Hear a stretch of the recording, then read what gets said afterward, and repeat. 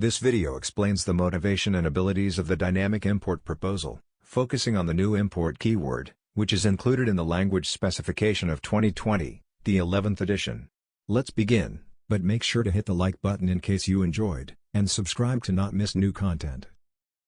Modules are merely different files containing split scripts, including variables and functionality, instead of having them in a single tedious file. Technically, it's being done by exporting the module features using the export statement, and importing them into other files using the import statement. When using the import statement that arrived with ES2015, the code is loaded statically, which means the exported module code is evaluated upfront at load time, before that the importer code is executed. This way is preferable when possible to load the initial modules and to allow static analysis including tree shaking.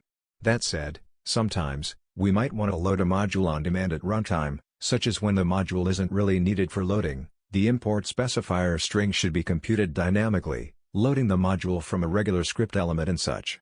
So, let's explain how we actually can make those possible based on the dynamic import proposal. The proposal specifies a new syntactic keyword, written import with parenthesis, that can be invoked dynamically from the code, and that's why it's also named dynamic import. From the definition we directly understand that the import keyword acting like a function, that returns a promise. In detail, the function like receives a specifier of a module to load, and the return promise resolves into an object, containing all the exports of the module. Note that the keyword isn't a real function, but rather a convenient syntactic form looking like one, which means it doesn't inherit from the prototype of function, and methods such as call or apply, are not supported and actually are not needed. ES2015 introduced the static import statement, allowing to load exports from a module by a string literal representing its specifier. Clearly, assuming the functionality is truly exported using the export statement. This works since when we import any exports from an external module, it's actually attached into the current scope via a pre-runtime linking process. Although static importing is probably the way to go in most cases, it only can be used at the top level of the file. In other words, it doesn't allow to import the module on demand or conditionally.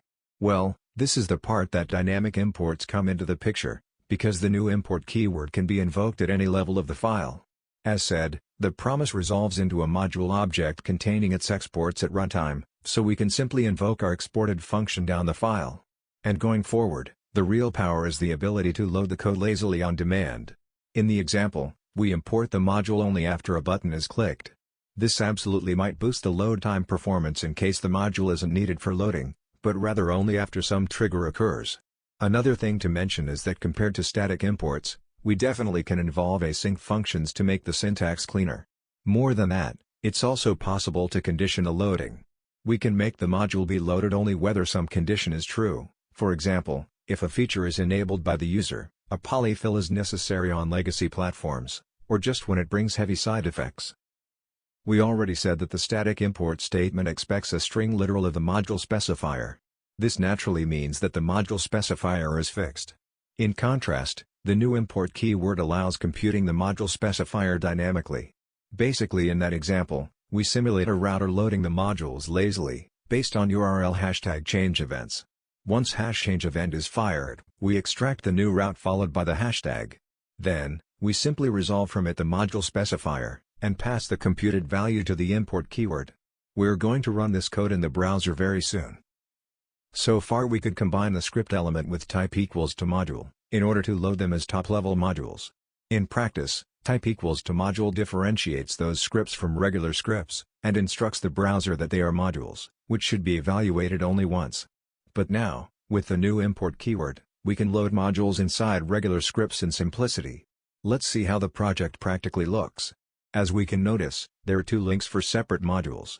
After clicking module 1, for example, the hashtag in the URL changes accordingly, and the corresponding file is loaded lazily, so that the correct log appears in the console.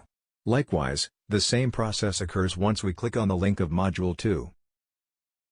Don't forget to hit the like button in case you enjoyed, and to subscribe to my channel.